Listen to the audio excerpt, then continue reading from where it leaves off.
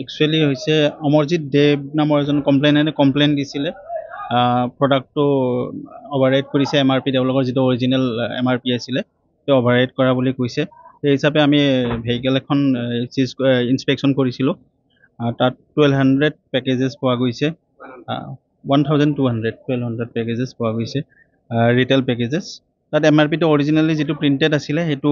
override কৰি তেওঁলোকে নিজৰ কিবা এম আৰ পি লিখিছে সেইটো এটা ভাইলেশ্যন হয় ৰুল 18 চাব ৰুল 5 লিগেল মেট্ৰলজি পেকেজ কমিউনিটি ৰুলৰ